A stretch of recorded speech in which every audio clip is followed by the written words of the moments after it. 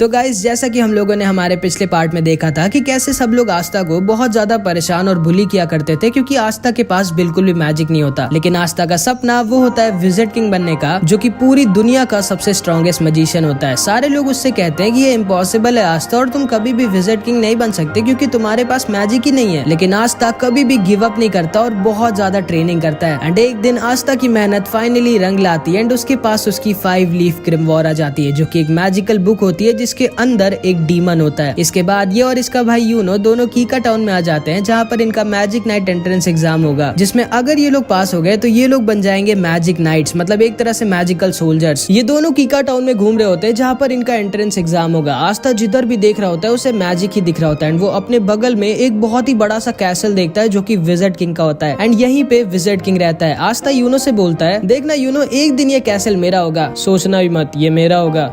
ये तो वक्त ही बताएगा कि हम दोनों में से कौन विजिट किंग बनेगा। इसके बाद हम देखते हैं आस्था, यूनो और बहुत सारे लोग एंट्रेंस एग्जाम देने आए होते हैं। एंड आस्था सबसे पागलों की तरह कह रहा होता है, हेलो दोस्तों, मैं एक दिन विजिट किंग बनूंगा। एंड ताकि यूनो की बेइज्जती ना हो इसलिए वो ऐसे एक्टिंग कर रहा होता है जैसे वो आस्था को जानता ही नहीं है। आस्था यूनो दोनों एंट्रेंस गेट पर पहुंच जाते हैं। एंड यूनो जब अपनी 4 लीफ ग्रिमवॉर दिखाता है तो सारे के सारे लोग शॉक्ड रह जाते हैं कि आखिर कौन है ये लड़का जिसके पास 4 लीफ ग्रिमवॉर है। एंड गार्ड उसे गेट के अंदर जाने देता है। लेकिन जब आस्था अपनी ग्रिमवॉर दिखाता है तो गार्ड को यकीन ही नहीं होता कि ये कोई ग्रिमवॉर है भी कि नहीं, क्योंकि आस्था की 5 लीफ ग्रिमवॉर इतनी ज्यादा रेयर होती है कि उसके बारे में कोई जानता ही नहीं है। लेकिन आस्था की बहुत ज्यादा रिक्वेस्ट करने के बाद गार्ड आस्था को भी अंदर जाने देता है। आस्था के पीछे एक लड़का खड़ा होता है जो बोलता है, ये लड़का काफी फनी लग रहा है मुझे। सारे के सारे बच्चे एंट्रेंस लॉबी में खड़े होते हैं। एंड यहाँ पर जिसके पास जितनी कम मैजिकल पावर होती है उसके पास उतनी ज्यादा मैजिक बर्ड्स आती हैं। एंड यूनो के पास एक भी मैजिक बर्ड नहीं आती। एंड सारे लोग सोच रहे होते हैं कि आखिर कौन है ये इतना स्ट्रॉन्ग मैजिशियन जिसके पास एक 4 लीफ ग्रिमवॉर भी है, इतनी स्ट्रॉन्ग मैजिकल पावर है कि एक भी चिड़िया इसके पास नहीं आ रही। एंड आते यूनो के पीछे 2-3 लड़कियां पड़ जाती है और हमारे बेचारे आस्था के पीछे ढेर सारी मैजिक बर्ड्स। एंड सारे लोग आस्था के ऊपर हंस रहे होते हैं कि लोग कौन है ये लड़का जिसके पीछे आधे से ज्यादा चिड़िया पड़ गई है। आस्था भागते भागते अचानक से एक आदमी से लड़ जाता है। एंड ये आदमी बहुत ही ज्यादा बड़ा और ताकतवर दिख रहा होता है। आस्था को लगता है कि ये भी कोई बच्चा है शायद जो एंट्रेंस एग्जाम देने आया है। एंड वो इससे पूछता है, तुम्हें लगी तो नहीं ना दोस्त? एंड ये आदमी आस्था का सिर पकड़कर उसको उठा लेता है और अपने हाथों से उसका सर पीसने वाला होता है और उससे कहता है, तुम जानते नहीं हो क्या मैं कौन हूँ? एंड ये आदमी कोई और नहीं बल्कि एक magic night squad black bulls का कैप्टन यामी होता है, जो कि सारे के सारे मैजिक नाइट स्क्वाड्स की सबसे बेकार स्क्वाड होती है। एंड आस्था बेचारा आते ही एक मैजिक नाइट स्क्वाड के कैप्टन से ही पंगा ले लेता है। यामी आस्था का सर पीसने वाला होता है, लेकिन तभी यामी के स्क्वाड के 2 मेंबर्स वहाँ पर आ जाते हैं, फिनरल और गॉर्डन। फिनरल बहुत ही बड़ा ठरकी होता है और गॉर्डन बहुत ज्यादा शांत और अच्छा होता है। फिनरल यामी से कहता है, अब यहाँ क्या कर रहे हो, जल्दी चलिए इवेंट स्टार्ट होने वाला है। जिस पे यामी बोलता है, अरे कुछ नहीं, मैं बस ऊपर जाने का रास्ता भूल गया था। एंड तभी एंट्रेंस एग्जाम स्टार्ट हो जाता है। एंड यामी आस्था को छोड़कर वहाँ से चला जाता है। आस्था खड़ा होता है। तभी उसके पास ये लड़का दोबारा से आता है जिसका नाम सेक्के होता है। एंड वो आके आस्था से दोस्ती कर लेता है। एंड तभी वहाँ पर सारे के सारे 9 मैजिक नाइट स्क्वाड्स के कैप्टन आ जाते हैं। एंड ये सारे के सारे बहुत ज्यादा स्ट्रॉन्ग होते हैं। एंड कहा जाता है कि पूरी दुनिया में इन सबसे स्ट्रॉन्ग सिर्फ एक आदमी है जो कि खुद विजिट किंग है। इस कैप्टन का नाम विलियम होता है और ये गोल्डन डॉन का कैप्टन होता है। एंड इसकी स्क्वाड वर्ल्ड की नंबर 1 स्क्वाड होती है। एंड सभी का सपना इसकी स्क्वाड ज्वाइन करने का होता है। और वहीं पर यामी की स्क्वाड ब्लैक बुल सबसे खराब होती है और उसमें कोई भी नहीं जाना चाहता। आस्था सेक्के से पूछता है, विजिट किंग कहाँ है? जिसपे सेक्के आस्था से बोलता है, विजिट किंग थोड़ी ना इन सब छोटे मोटे इवेंट्स में आएंगे, वो हमारे किंगडम के किंग है, उनके पास और भी ज्यादा इंपॉर्टेंट काम होते हैं। विलियम सबसे कहता है, टाइम आ चुका है तुम सबके एग्जाम को स्टार्ट करने का। एंड वो अपना मैजिक यूज करता है। एंड आसमान से एक बहुत ही बड़ा पेड़ नीचे आ जाता है। एंड सारे के सारे कैंडिडेट्स को एक एक मैजिकल ब्रूम दे देता है, मतलब एक जादुई झाड़ू। ये तुम लोगों का पहला टेस्ट होगा और तुम सबको अपनी मैजिक पावर से उड़ना होगा। सारे के सारे बच्चे अपनी मैजिक पावर से उड़ने की कोशिश करते हैं और सारे कैप्टन सबको ऑब्जर्व कर रहे होते हैं। यूनो सबसे ऊपर उड़ रहा होता है और सारे के सारे कैप्टन्स को इम्प्रेस कर देता है। वहीं पर हमेशा की तरह आस्था बेचारा उड़ना तो छोड़ो, कूद भी नहीं पा रहा होता है इस झाड़ू को पकड़ के। तभी इन सारे कैप्टन्स में से एक कैप्टन नीचे जाकर एक लड़की को डांटता है जो इसकी बहन होती है। एंड ये इससे कहता है, तुम ये एग्जाम देने क्यों आई हो? सिल्वर फैमिली की बेइज्जती मत करो, तुम ये एग्जाम पास नहीं कर पाओगी, चुपचाप घर लौट जाओ। एंड फिर वो वहां से चला जाता है। एंड इस लड़की का नाम नोएल होता है। सेक्के आस्था से बोलता है, ट्राई करते रहो आस्था, तुम ये कर सकते हो। लेकिन हम सब ये जानते हैं कि आस्था ये नहीं कर सकता क्योंकि उसके पास मैजिक है ही नहीं। एंड इस वाले और इसके बाद की हर टेस्ट में आस्था बहुत ज्यादा खराब करता है। इसके बाद विलियम सबसे कहता है,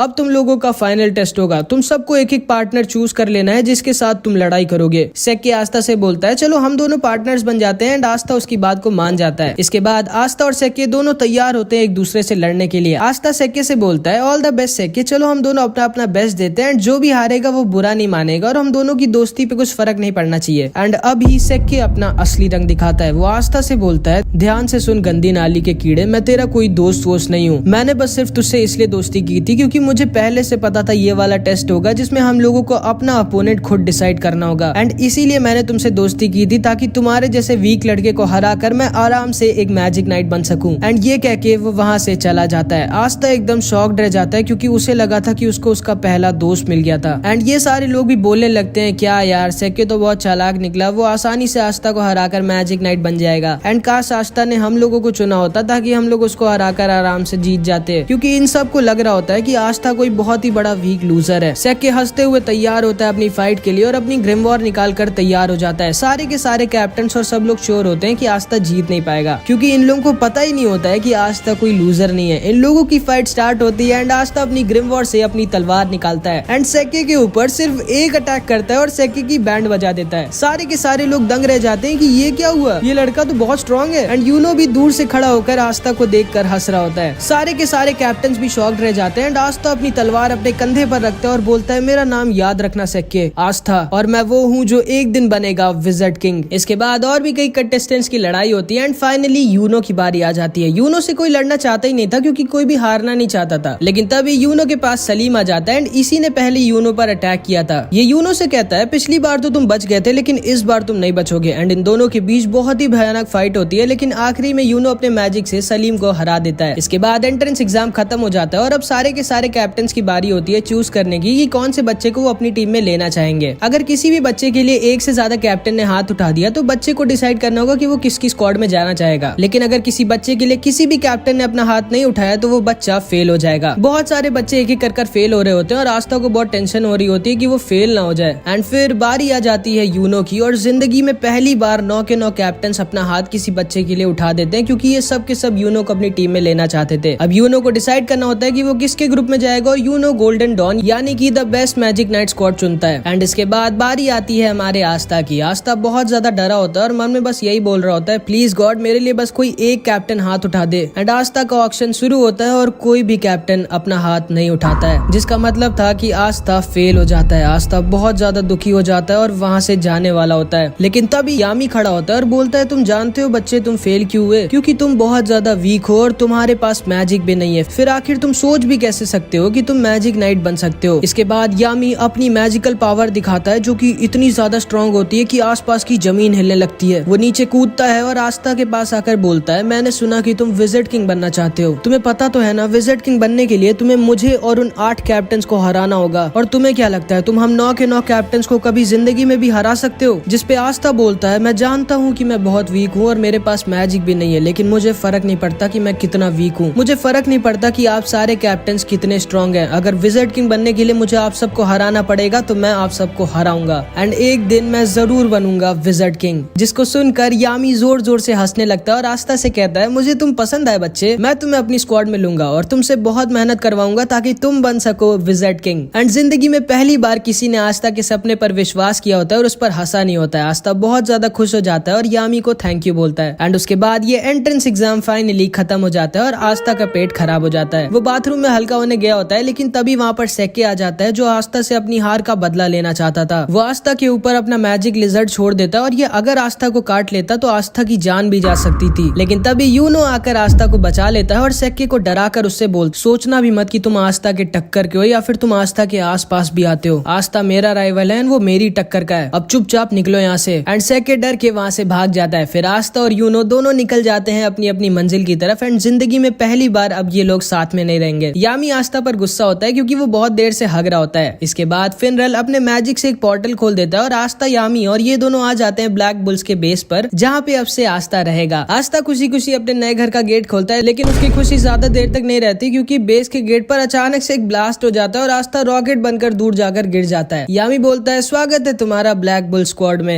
एंड इधर यूनो से एक उसका सीनियर जिसका नाम क्लॉस होता है वो बोल रहा होता है मुझे यकीन नहीं होता तुम्हारे जैसे गरीब लड़के को जो किसी रॉयल फैमिली का भी नहीं है उसको विलियम जेम्स सर ने गोल्डन डॉन में रख लिया। सोचना ही मत कि तुम अपनी जिंदगी यहाँ पर कभी मजे में बिता पाओगे। एंड ये कह के वो वहाँ से चला जाता है। एंड इधर आस्था अपने नए टीममेट से मिलता है और समझ जाता है ये सब के सब हिले हुए हैं। यामी सबसे चिल्लाकर बोलता है तोड़ फोड़ करना बंद करो तुम लोग। एंड वो खुद पीछे की दीवार तोड़ देता है। ये सारे के सारे यामी को देखकर बहुत खुश हो जाते हैं और यामी सबको आस्था से मिलाता है। आस्था सबसे बोलता है मेरा नाम है आस्था और मैं हाजे विलेज से आया हूँ। जिसको सुनकर ये सबके सब शॉक्ड रह जाते हैं कि आस्था इतने छोटे से गाँव से आया है और इतना गरीब है, लेकिन फिर भी उसने मैजिक नाइट एंट्रेंस एग्जाम पास कर लिया। फिर फिनरल आस्था को बाकी लोगों से मिलाता है। इस लड़की का नाम वेनेसा होता है एंड ये 1 नंबर की पियक्कड़ होती है। एंड ये आस्था के पास आकर बोलती है तो तुम्हारा नाम आस्था है, तुम्हें एक गर्लफ्रेंड चाहिए क्या? जिसको सुनकर आस्था बहुत शर्मा जाता है, लेकिन वो मना कर देता है क्योंकि वो सिस्टर लिली से ही प्यार करता है। एंड शायद वेनेसा ने थोड़ी ज्यादा पी रखी थी क्योंकि वो आस्था के सामने ही उल्टी कर देती है। फिर फिनरल आस्था को लक से मिलाता है जिसको लड़ाई करना बहुत ज्यादा पसंद होता है। एंड लक आस्था से पूछता है बताओ लड़ाई करोगे क्या मुझसे? एंड तभी आस्था के पास एक दूसरा लड़का आ जाता है और आस्था से कहता है ओए ये मेरी बहन है मारी और इससे दूर रहना वरना मैं तुम्हें मार डालूंगा। जिसपे आस्था कहता है मैं जानता भी नहीं हूँ ये लड़की कौन है भाई। इस लड़के का नाम ग्लॉच होता है एंड ये अपनी बहन से बहुत ज्यादा प्यार करता है, बहुत ही ज्यादा। एंड फिर वो बाकी के मेंबर से भी मिलता है। यामी बोलता है जिसको भी आस्था का टेस्ट लेना है जल्दी जल्दी ले लो। जिसको सुनकर उसके सामने मैग्मा खड़ा होता है और कहता है ठीक है मैं तुम्हारा टेस्ट लूंगा ये देखने के लिए कि तुम ब्लैक बुल्स ज्वाइन करने के लायक हो या नहीं, क्योंकि मुझे नहीं लगता कि तुम्हारे जैसा लड़का जो एक रॉयल फैमिली का भी नहीं है और एक गाँव से आया वो डिजर्व करता है मैजिक नाइट बनना। एंड अगर तुम मेरे टेस्ट में पास हो जाओगे तो तुम्हें मिलेगा ये मैजिकल रोब और तुम फाइनली एक मैजिक नाइट बन जाओगे। तो बोलो तुम्हें चाहिए ये ब्लैक बुल्स का रोब? हाँ चाहिए मुझे, अभी क्या भी चाहिए। फिर मैग्मा आस्था का टेस्ट लेता है एंड पहले तो उससे बहुत मुश्किल एक्सरसाइजेस करवाता है, लेकिन आस्था बचपन से ये सब करता आ रहा था तो वो आसानी से सब कर लेता है। एंड उसके बाद मैग्मा आस्था से कहता है ये तुम्हारा फाइनल टेस्ट और मैं अब तुम पर अटैक करूंगा और तुमको मेरे अटैक से बचना होगा। एंड फिर मैग्मा उस पर अपने मैजिकल फायर बैट बॉल से अटैक करने लगता है। एंड आस्था आसानी से उसके अटैक्स डॉज कर रहा होता है जिसपे मैग्मा थोड़ा गुस्सा हो जाता है। वो उसके ऊपर एक बहुत ही बड़ा और फास्ट फायर बॉल से अटैक कर देता है जिसको आस्था डॉज नहीं कर सकता था क्योंकि वो इतनी ज्यादा फास्ट और बड़ी थी। लेकिन तभी आस्था अपनी ग्रिमवॉर्ड से अपनी तलवार निकालता है और उसकी तलवार को देखकर सारे के सारे लोग शॉक्ड रह जाते हैं कि ये इतनी बड़ी तलवार उठाया कैसे हुआ है। एंड आस्था अपनी तलवार को बैट की तरह यूज करता है एंड मैग्मा के अटैक को वापस उसी के पास भेज देता है। यामी आस्था से बहुत इंप्रेस हो जाता है क्योंकि ना तो सिर्फ आस्था अपनी तलवार से किसी के मैजिक को कैंसिल या फिर खत्म कर सकता है, बल्कि वो मैजिक अटैक्स को डिफ्लेक्ट करके वापस भी भेज सकता है। एंड ये सारे के सारे लोग समझ जाते हैं कि आस्था कोई ऐरा गहरा नहीं बल्कि काफी स्ट्रॉन्ग मैजिशियन है। मैग्मा भी आस्था के पास आता है और उसकी तारीफ करता है और उससे कहता है माफ करना मैंने ये बोला था कि तुम छोटे से गांव से आए हो, असल में जो तुम्हारे गांव के बगल वाला गांव है मैं वहाँ का हूँ। जिसको सुनकर आस्था शॉक्ड रह जाता है एंड ये सारे के सारे लोग भी आस्था की तारीफ करने लगते हैं। चार्मी भी आस्था को अपना केक दे देती है एंड आस्था की सबसे थोड़ी बहुत दोस्ती हो जाती है। एंड ऊपर से एक लड़की चुपचाप आस्था को देख रही होती है एंड वो आस्था पर पता नहीं क्यों बहुत ज्यादा गुस्सा होती है। एंड फिर आस्था को फाइनली मिल जाती है उसकी ब्लैक बुल्स की रोब, जिसका मतलब था कि आस्था अब ऑफिशियली एक मैजिक नाइट बन चुका है और अब यहाँ से आस्था की जिंदगी का एक नया सफर स्टार्ट हो जाता है। मैग्मा आस्था को उसका नया कमरा दिखाता है और उससे कहता है माफ करना यही एक बेकार सा कमरा खाली पड़ा है। लेकिन आस्था इतना बेकार सा कमरा पाके भी बहुत खुश हो जाता है क्योंकि जिंदगी में पहली बार उसको उसका खुद का कमरा मिला होता है एंड वो खुशी के मारे रोने लगता है। तुम्हें सच में कमरा पसंद आया आस्था? हाँ बहुत पसंद आया। चर्च में हम सारे के सारे इससे भी छोटे कमरे में साथ में सोते थे और अब तो मेरे पास खुद का एक कमरा है। एंड आस्था अपने कमरे की सफाई करने लग जाता है। इसके बाद आस्था और यूनो दोनों वापस चर्च भेजने के लिए एक एक लेटर लिखते हैं ये बताने के लिए कि वो लोग पास हो गए। यूनो का लेटर पढ़ के फादर और सारे लोग बहुत खुश हो जाते हैं और पार्टी की तैयारी करने लगते हैं। एंड आस्था की राइटिंग इतनी गंदी होती है कि कोई समझ ही नहीं पा रहा होता है कि उसने लिखा क्या है। फादर सिस्टर लिली से कहते हैं देखो उसमें क्या लिखा है, कब तक वापस आ रहा है आस्था, क्योंकि वो जरूर से पास तो नहीं हो पाया होगा। इसमें लिखा है कि वो पास हो गया। क्या? सारे के सारे चर्च के लोग शॉक्ड रह जाते हैं कि आस्था कैसे पास हो गया। मैक्स, सिस्टर लिली सब के सब बहुत ज्यादा खुश हो जाते हैं। बस फादर थोड़ा सा दुखी हो जाते हैं क्योंकि अब आस्था उनके पास वापस नहीं आएगा। आस्था सुबह सुबह खुशी खुशी उठता है और अपनी रोब पहनकर तैयार हो जाता है और जैसे ही वो अपने कमरे से बाहर निकलता है खंबे से लड़ जाता है। मैग्मा वहाँ आता है और पूछता है तुम ठीक तो हो ना बच्चे? हाँ सेंपाई मैं ठीक तो हूँ, लेकिन कल ये खंबा यहाँ पर नहीं था, आज अचानक से कैसे आ गया? ओ ये असल में हम लोगों का कैसल अपने आप शेप बदलता रहता है। जैसे कल हम लोग दूसरी मंजिल पे थे, आज हम लोग चौथी मंजिल पे हैं। तुम्हें थोड़े दिनों में इसकी आदत लग जाएगी। उसके बाद मैग्मा आस्था को पूरे कैसल में घुमाता है, किचन,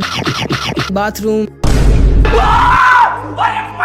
लड़कियों का बेडरूम जहाँ पे वो लोग नहीं जा सकते थे, और यामी के पेट्स के पास जो कि बेसमेंट में लॉक होते हैं। मैग्मा बोलता है ठीक है आस्था, आज तक इन सब की देखभाल मैं करता था और मुझे बहुत दुख के साथ कहना पड़ रहा है कि आज से तुम इन लोगों की देखभाल करोगे और इनका अच्छे से ख्याल रखना, क्योंकि यामी सर छोड़ेंगे नहीं तुमको अगर इनको कुछ भी हुआ तो। एंड आस्था यामी के पेट्स को खाना खिलाने के लिए आगे बढ़ता है, लेकिन ये पेट्स खाने को नहीं आस्था को खाना चाहते थे। वो दोनों वहाँ से भाग जाते हैं और हॉल में रेस लगाने लगते हैं, लेकिन तभी उनके सामने वही लड़की आ जाती है जो कल आस्था को ऊपर से देख रही होती है। एंड ये लड़की कोई और नहीं बल्कि नोएल होती है। एंड यामी ने आस्था के साथ इसको भी अपनी स्क्वाड में लिया होता है। मैग्मा बोलता है आस्था, इसने भी तुम्हारी तरह कल ही ब्लैक बुल्स ज्वाइन किया है। आस्था आगे बढ़ता है और नोएल से हैंडशेक करने के लिए अपना हाथ आगे बढ़ाता है, लेकिन नोएल उससे हाथ नहीं मिलाती और बोलती है किसने तुम्हें परमिशन दी मुझसे बात करने की गरीब कीड़े, जिसको सुनकर आस्था गुस्सा हो जाता है। फिर ये लड़की बोलती है मैं हूँ नोएल सिल्वा, रॉयल फैमिली की। एंड नोएल सिल्वर फैमिली की होती है जिसका ये कैप्टन भी था, और इनकी रॉयल फैमिली पूरे किंगडम में नंबर 2 पर आती है विलियम की फैमिली के बाद। आस्था गुस्से से बोलता है कीड़ा किसको बोल रही हो तुम, यहाँ पर तुम कोई रॉयल नहीं हो, तुम भी मेरी तरह एक ब्लैक बुल्स की मेंबर हो और हम दोनों टीममेट्स हैं। नोएल आस्था पर गुस्सा हो जाती है और वो उसके ऊपर एक मैजिकल अटैक कर देती है, बट नोएल का निशाना इतना खराब होता है कि उसका अटैक जाकर मैग्मा को लग जाता है। मैग्मा उठता है और बोलता है मुझे क्यों मारा, मैं तो कुछ बोल भी नहीं रहा था। जिसपे नोएल बोलती है मुझे तुम पसंद नहीं हो इसलिए। क्या बोला तुमने, तुम्हें पता नहीं है कि मैं तुम्हारा सीनियर हूँ और तुम्हें सीनियर से कैसे बात करनी चाहिए। अगर तुमको ब्लैक बुल स्क्वाड में रहना है तो तुमको अपने सीनियर्स की इज्जत करनी होगी। जिसपे नोएल मैग्मा से कहती है मैं खुद नहीं आना चाहती थी स्क्वाड में। एंड वो ब्लैक बुल्स के रोप को उनके सामने फेंक कर वहाँ से चली जाती है। इसके बाद आस्था ऐसी अपने बेस के बगल वाले बगीचे में घूम रहा होता है, लेकिन तभी उसके ऊपर अचानक से एक वाटर अटैक आ जाता है। वो सोचता है अबे ये कहाँ से आया। वो थोड़ा सा अंदर जाता है तो देखता है नोएल प्रैक्टिस कर रही होती है, लेकिन वो चाहे जितना भी ट्रेन कर ले उसका निशाना कभी सही से लगता ही नहीं है। एंड इसीलिए उसकी रॉयल फैमिली में सब उसका मजाक उड़ाया करते थे, क्योंकि वो अपने सारे भाइयों बहनों में सबसे वीक थी। एंड जब वो पैदा हुई थी तभी उसकी मम्मी खत्म हो गई थी, इसलिए उसके भाई बहन उससे और ज्यादा नफरत करते थे। आस्था चुपकर नोएल को देख रहा होता है और तभी नोएल आस्था को देख लेती है। एंड आस्था को देखते ही नोएल को लगता है कि अब आस्था भी सबकी तरह उसका मजाक उड़ाएगा। एंड वो आस्था के ऊपर अपना अटैक करने लगती है, लेकिन वो अपने मैजिकल पावर संभाल नहीं पाती और खुद के ही मैजिकल अटैक में फंस जाती है। एंड क्योंकि नोएल रॉयल फैमिली की होती है इसलिए उसमें बहुत ज्यादा मैजिकल पावर होती है, एंड वो खुद के एक बहुत ही ज्यादा स्ट्रॉन्ग मैजिकल अटैक में फंस गई होती है। ये लोग भी बाहर आकर देखने लगते हैं कि नोएल खुद ही अपने मैजिक में फंस गई है। फिनरल बोलता है हमें जल्दी से कुछ करना होगा वरना नोएल खत्म हो जाएगी। जिसपे यामी बोलता है हम लोग इस पे कुछ नहीं कर सकते, क्योंकि अगर उस चीज पर हमने अपना मैजिक यूज किया तो हम लोग नोएल को भी हर्ट कर देंगे, एंड अभी केवल वही कुछ कर सकता है। फिनरल पूछता है कौन, एंड तभी नोएल के अटैक से आस्था सीधे उड़ के यामी के हाथों में आकर गिर जाता है। यामी बोलता है बिल्कुल सही टाइम पे आया तुम, मैं तुम्हें ही ढूंढ रहा था। अब वहाँ ऊपर जाओ और अपनी तलवार से नोएल के मैजिक को खत्म कर दो। आस्था कहता है हाँ वो तो ठीक है, लेकिन मैं वहाँ ऊपर जाऊंगा कैसे, तुम उसकी चिंता मत करो बच्चे। एंड यामी आस्था को उड़ाकर नोएल के पास फेंक देता है, एंड आस्था अपनी एंटी मैजिक से नोएल के मैजिक को खत्म कर देता है और नोएल को बचा लेता है। ये दोनों नीचे गिर रहे होते हैं, तभी फिनरल अपने मैजिक से इन दोनों को बचा लेता है। यामी जोर जोर से हंसने लगता है और आस्था से कहता है मुझे तुम बहुत पसंद हो लड़के। एंड तभी नोएल भी होश में आ जाती है। उसे लगता है कि आस्था उसके पास आकर अब सबकी तरह उसका मजाक उड़ाएगा कि वो सही से मैजिक यूज नहीं कर सकती, लेकिन आस्था उसके पास आकर उसकी तारीफ करने लगता है। वो उससे कहता है मुझे यकीन नहीं होता तुम्हारे पास कितना ज्यादा मैजिक पावर है। अगर तुम अपनी मैजिक पावर कंट्रोल करना सीख गई तो तुम बहुत ही ज्यादा स्ट्रॉन्ग हो जाओगी। एंड ये सारे के सारे लोग भी नोएल की तारीफ करने लगते हैं और उससे बोलते हैं चिंता मत करो, हम सब तुम्हारी मदद करेंगे ताकि तुम अपनी पावर्स को कंट्रोल करना सीख सको। नोएल भी बहुत खुश हो जाती है क्योंकि वो समझ जाती है कि उसको उसकी असली फैमिली से भी अच्छी फैमिली मिल गई है। आस्था फिर से नोएल की तरफ अपना हाथ बढ़ाता है और इस बार नोएल आस्था का हाथ पकड़कर खड़ी हो जाती है। एंड नोएल को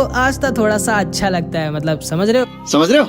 एंड वहीं पर दूसरी तरफ यूनो का सीनियर क्लॉस यूनो को बहुत ज्यादा परेशान कर रहा होता है और उसके साथ बिल्कुल भी अच्छे से पेश नहीं आ रहा होता। एंड पता नहीं क्यों ये यूनो से इतनी ज्यादा नफरत करता है, लेकिन शायद इसको पता नहीं है कि इसके साथ आगे क्या होने वाला है, जो कि हम नेक्स्ट पार्ट में देखेंगे। एंड अगला पार्ट बहुत ही ज्यादा तगड़ा होगा तो उसको मिस मत करना। एंड मैं अगला पार्ट तब अपलोड करूंगा जब इस वीडियो पे 100 कॉमेंट्स आ जाएंगे, तो कुछ भी कॉमेंट जरूर से कर देना। और हाँ, कई लोग मुझसे मेरी पिछली वीडियो में मेरी फ्री फायर की आईडी मांग रहे थे, तो ये रही मेरी फ्री फायर की आईडी। एंड वैसे तो अब मैं ज्यादा खेलता नहीं हूँ, लेकिन अगर तुम लोग चाहो तो मैं खेल लूंगा। तो बस इस वीडियो में इतना ही, मिलते हैं अगली वीडियो में, बाय बाय।